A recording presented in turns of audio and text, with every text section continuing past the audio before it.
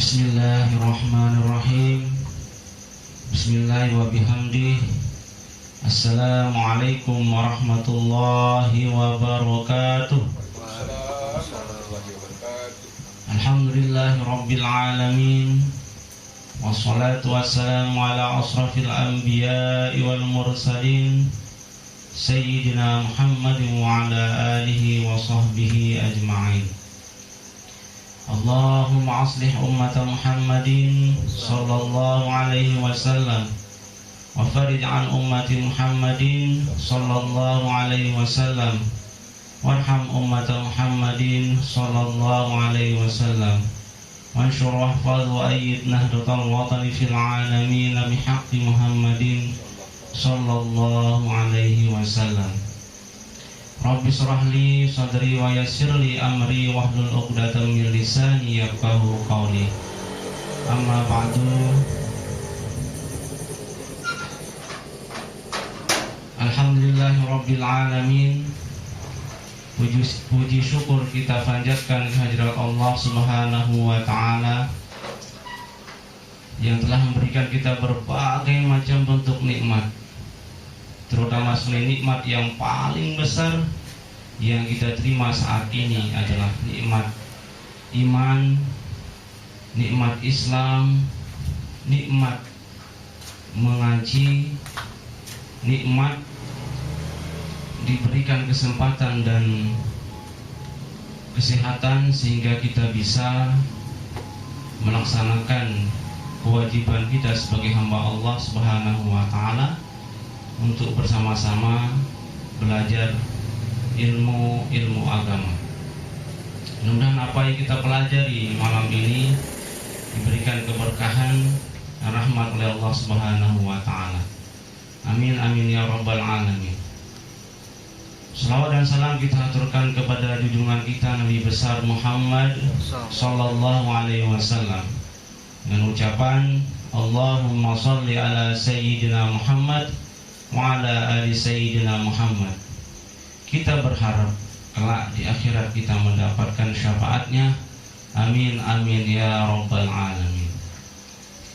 Jamaah yang dirahmati oleh Allah Subhanahu wa taala, salah satu di antara sekian banyak kelebihan kita memperdalam ilmu tauhid adalah tidak terlalu mudah menghakimi orang dengan kesalahannya atau tidak menghina para pendosa. Selayaknya Allah masih mengasihi para pendosa.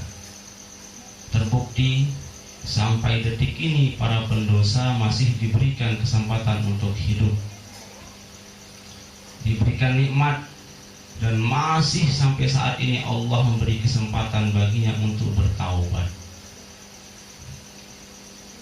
Ada sebuah ungkapan yang terkenal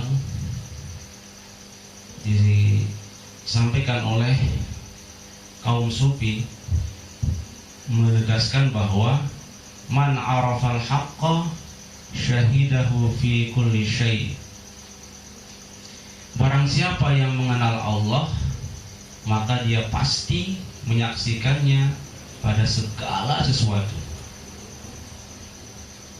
Artinya apa? Orang yang sudah bagus dalam luas tauhidnya, maka ia akan selalu melihat segala sesuatu dengan cara yang baik,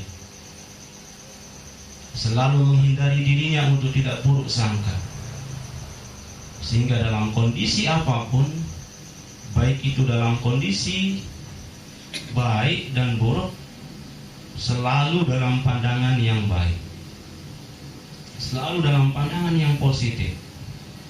Sedikit pun hatinya tidak lalai untuk mengembalikan semua yang terjadi kepada Allah Subhanahu wa ta'ala.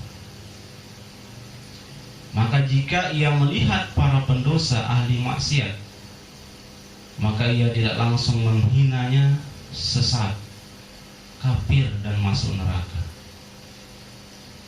Seharusnya yang dilakukan adalah membimbing dengan bijak, mengarahkan dan menasihati dengan cara yang bagus, tidak langsung dihakimi salah, sesat, dan masuk neraka.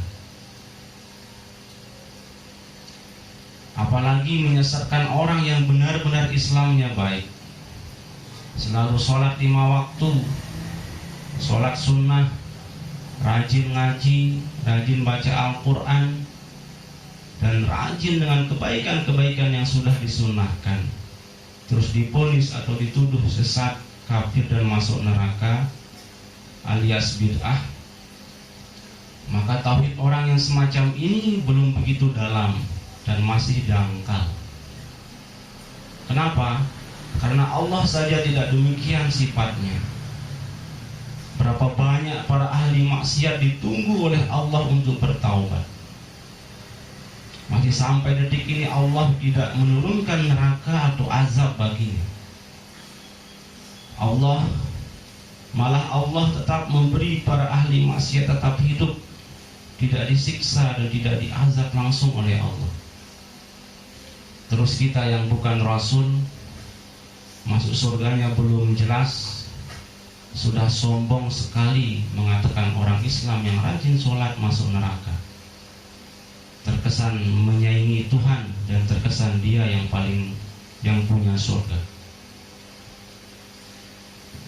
Ada satu kisah nyata sebagai bahan perbandingan dan pelajaran bagi kita semua terkait dengan tidak terlalu mudah menghakimi para ahli maksiat atau para pendosa dengan keburukannya.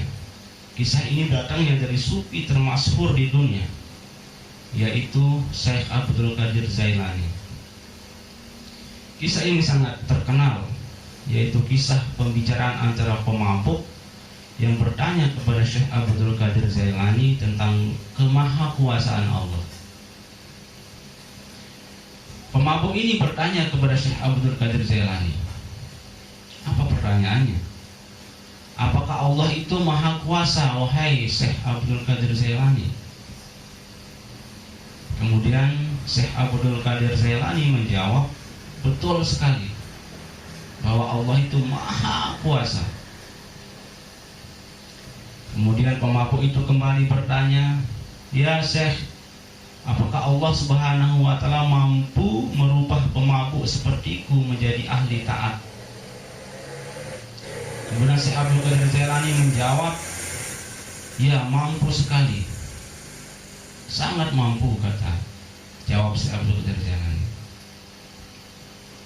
Selanjutnya pemabuk itu kembali bertanya lagi, wahai Syekh Abdul Qadir Jailani, apakah Allah mampu maha kuasa merubah ahli maksiat sepertiku menjadi ahli taat?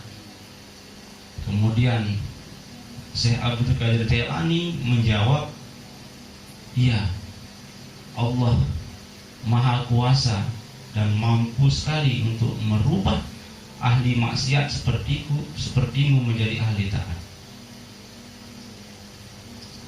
Kemudian selanjutnya pemabuk itu kembali bertanya lagi, apakah Allah Subhanahu wa ta'ala maha kuasa atau mampu merubah dirimu ya Syekh Abdul Qadir Jailani menjadi ahli maksiat seperti itu atau menjadi pemabuk seperti itu? Kemudian tanpa menjawab pertanyaan tersebut, Syekh Abdul Qadir Jailani menangis tersungkur, terseduh-seduh dan tersungkur sujud kepada Allah Subhanahu wa ta'ala. Kemudian murid-murid Syekh Abdul Qadir Jailani kebingungan dan bertanya, ada apa wahai Syekh? Syekh Abdul Qadir Jailani menjawab, betul sekali orang ini. Kapan saja Allah Subhanahu wa ta'ala mampu merubah nasib seseorang termasuk diriku. Siapa yang menjamin diriku bernasib baik, yaitu meninggal dengan husnul khatimah? Jadi sekelas Syekh Abdul Qadir Jailani itu mendapat pelajaran yang sangat berharga dari pertanyaan pemabuk. Sekelas Syekh Abdul Qadir Jailani yang sangat masyhur kewaliannya, begitu khawatir dengan dirinya dan tak pernah bangga dengan makom kewalian, apalagi dengan kita yang belum ada apa-apanya. Rasul bukan, nabi bukan, ulama terkenal juga bukan. Terus terlalu mudah menuduh orang yang rajin sholat dan baca Al-Quran sesat dan masuk neraka. Selanjutnya, orang yang kurang ilmu tauhidnya, maka ia akan mudah terjebak kepada sifat iblis. Sebagaimana sufi terkenal yaitu Jalaluddin Rumi mengatakan dalam syairnya yang indah, jangan engkau seperti iblis yang hanya melihat lumpur hitam ketika memandang Nabi Adam. Lihatlah di balik lumpur hitam itu terkandung beratus-ratus ribu taman yang indah. Kalimat ini penting karena landasan berpikir kebanyakan orang yang hanya melihat keburukan orang saja, padahal masih banyak kebaikan-kebaikan yang lain di dalamnya justru tak terlihat. Ini teguran bagi orang-orang yang selalu menganggap orang itu hina, sesat, dan masuk neraka. Jika ajarannya berbeda dengan kelompoknya, pasti dianggap sesat dan masuk neraka.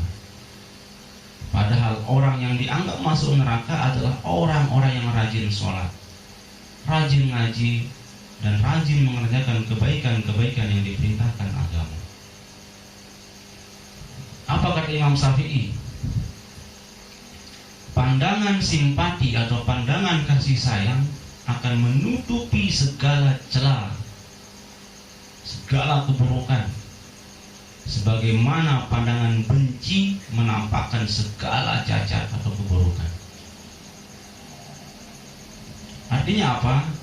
Kalau kita melihat orang itu dengan pandangan kasih sayang, maka keburukan-keburukannya itu tidak akan terlihat. Sebagaimana Allah Subhanahu wa Ta'ala selalu memandang makhluknya itu dengan kasih sayang, maka para ahli maksiat, para pendosa tetap diberikan hidup oleh Allah Subhanahu wa Ta'ala. Nah sebaliknya, kalau kita memandang orang itu dengan pandangan yang benci, maka kebaikan-kebaikannya itu tidak akan tampak. Nah ini ungkapan yang sangat berharga, yang sangat mendalam, yang sangat banyak mutiara hikmah yang disampaikan oleh Imam Syafi'i. Oleh sebab itu, jangan hanya melihat orang dari keburukannya saja, apalagi menghakiminya langsung dengan sesat dan masuk neraka. Karena seorang perampok yang telah membunuh banyak orang, ini sudah masyhur sekali, terkenal sekali cerita ini, sudah membunuh banyak orang, diampuni dosanya oleh Allah sebelum ia meninggal dunia.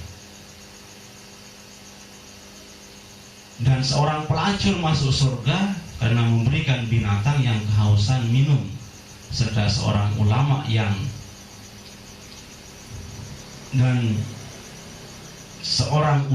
yang mengarang banyak kitab justru mendapat rahmat ketika dia membiarkan lalat meminum tintanya. Ini suatu gambaran bagi kita bahwa tidak ada yang bisa menjamin kita untuk mendapat rahmat Allah Subhanahu wa Ta'ala. Kita tidak tahu rahmat Allah itu turun kepada kita dengan perbuatan-perbuatan yang mana, tidak tahu.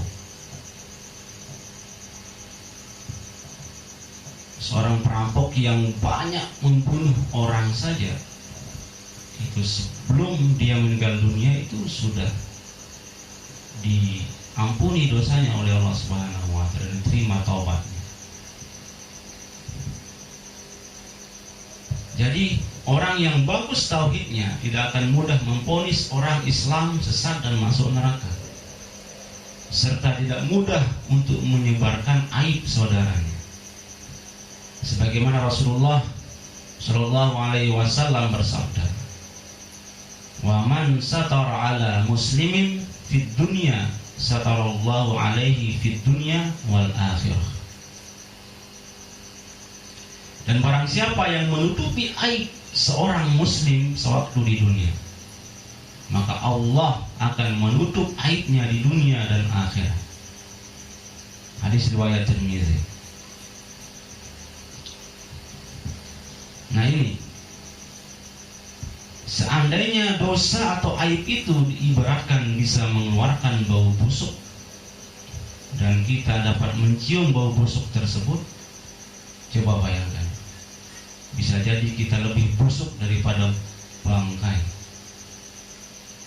Oleh karena itu, Allah menutup aib kita karena Allah berjanji akan mengampuninya dan tetap akan menunggu taubat nasuha hamba. Maka tolong jangan disebarluaskan aib saudara kita. Dalam riwayat yang lain, Rasulullah SAW juga bersabda, Inna Allah Azza wa Jalla hayyun sittirun yuhibbul haya'a wasitra. Sesungguhnya Allah pemalu dan suka menyembunyikan.